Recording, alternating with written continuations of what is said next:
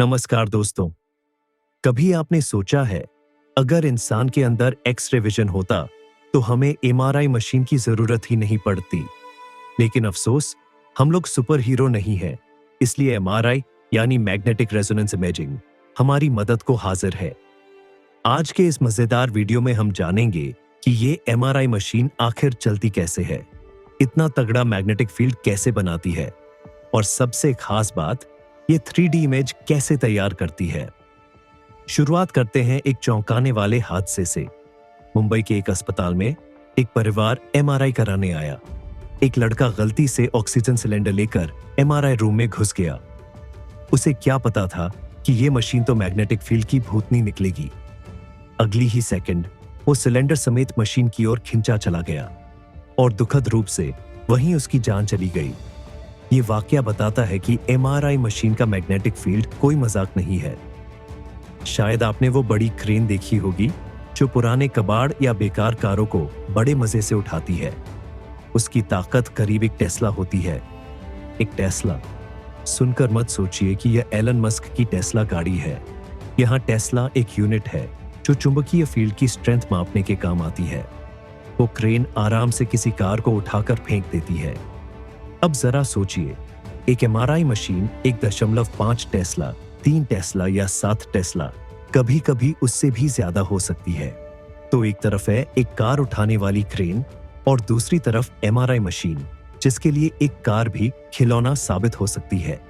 यही वजह है कि डॉक्टर लोग बार बार बोलते हैं, भैया मेटल की कोई चीज मत ले जाना वरना लेने के देने पड़ जाएंगे। अब सवाल उठता है, आखिर इतना जबरदस्त मैग्नेटिक फील्ड पैदा कैसे होता है? क्या एमआरआई मशीन में कोई जादुई मंत्र पढ़ा जाता है? जी नहीं, असल राज छिपा है सुपर कंडक्टिंग मैग्नेट में। यहाँ एक स्पेशल कॉइल होती है जिसमें टाइटेनियम कॉपर वाइंडिंग होती है। इस कॉइल को 269 डिग्री सेल्सियस तक ठंडा रखने के लिए लिक्विड हीलियम काम आता है। इतने कम तापमान पर वाइंडिंग का रेजिस्टेंस लगभग शून्य हो जाता है, जिसे सुपर कंडक्टिंग स्टेज कहते हैं। एक बार इसे चार्ज कर दो, फिर इसकी चुंबकीय ताकत यूं ही टिकी रहती है जैसे कोई बच्चा नई टॉफी को मजे से चूसता रहता है और वो खत्म ही नहीं होती। सुपर कंडक्टिंग का मतलब है बैटरी कंज्यूशन जीरो जैसा। किसी भी तरह की बिजली की बर्बादी नहीं और चुंबकीय फील्ड लाइफ टाइम तक बना रह सकता है। अब इतनी शानदार चुंबकीय क्षमता का इस्तेमाल शरीर में कैसे होता है? यहां आते हैं हमारे शरीर में मौजूद हाइड्रोजन एटम, जो इतने भोले होते हैं कि जहां मजबूत मैग्नेटिक फील्ड मिला, उधर ही लाइनों में खड़े हो जाते हैं। ये बिल्कुल वैसे ही है जैसे स्कूल असेंबली में हम टीचर की सीटी सुनकर अनुशासन से लाइन में लग जाते थे। एमआरआई मशीन एक रेडियो फ्रीक्वेंसी आरएफ पल्स छोड़ती है जो हाइड्रोजन के प्रोटॉन को 90 डिग्री या 180 डिग्री तक घुमा देती है। पल्स बंद होते ही ये प्रोटॉन चलो घर चले वाली स्टाइल में अपनी पुरानी पोजीशन पर लौटने लगते हैं और इस दौरान वे एनर्जी रिलीज करते हैं। इसी एनर्जी को हम रेजोनेंस फ्रीक्वेंसी कहते हैं, जिसे एमआरआई की रिसीवर कोयल पकड़ लेती है। लेकिन कहानी यहां खत्म नहीं होती। अभी तो सिर्फ वो प्रोटॉन की वापसी से मिला सिग्नल है।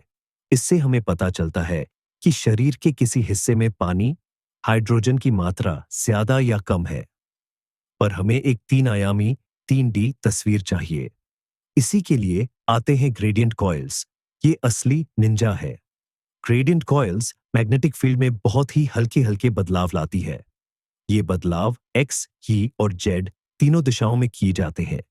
ऐसे समझे कि आपके पास तीनों अक्षों के हिसाब से अलग अलग लेयर में डेटा इकट्ठा हो रहा है, कभी चौड़ाई, कभी ऊंचाई, कभी गहराई।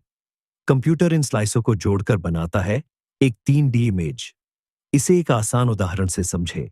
मान लीजिए आपके पास एक केक है। आप उसमें चॉकलेट बॉल छिपाना चाहते हैं, पर आपको पता नहीं वो किस लेयर में है। पहले Z एक्सिस पर देखो, फिर X, फिर Y, तब कहीं जाकर आपको चॉकलेट बॉल मिलेगी। ठीक वैसे ही एमआरआई शरीर के अंदर की संरचना को स्लाइस बाय स्लाइस स्कैन कर लेती है।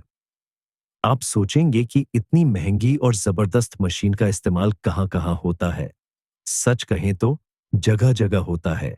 ब्रेन में किसी भी तरह का ट्यूमर, स्ट्रोक या ब्लड क्लॉट खोजने के लिए, रीढ़ की हड्डी, स्पाइन के डिस्क प्रॉब्लम या नर्व डैमेज का पता लगाने के लिए, जोड़ों, जॉइंट्स और मसल्स की चोट, लिगामेंट टियर, मसल टियर इत्यादि में, हार्ट और ब्लड वेसल्स के ब्लॉकेज, स्ट्रक्चरल प्रॉब्लम खोजने के लिए, कैंसर ट्यूमर की स्थिति, फैलाव इत्यादि समझने के लिए। अब एक सवाल, क्या एमआरआई करना 100% सेफ है?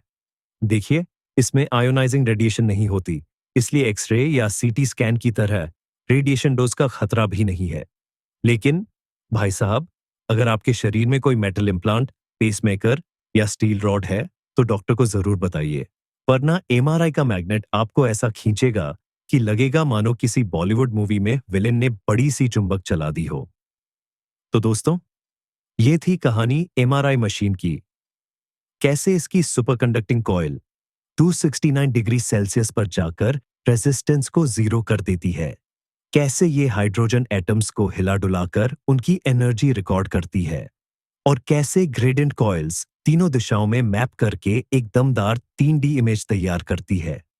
उम्मीद है अब अगली बार जब कोई आपको पूछेगा कि एमआरआई में ऐसा कौन सा जादू होता है, तो आप उन्हें बता सकेंगे कि इसमें कोई जादू नहीं, बल्कि प्योर साइंस है। और हाँ, थोड़ा सा मजाक भी। अगर आपको ये वीडियो पसंद आया हो तो इसे लाइक करें, शेयर करें और चैनल को सब्सक्राइब करना बिल्कुल मत भूलें। अगली बार मिलेंगे किसी नए टॉपिक पर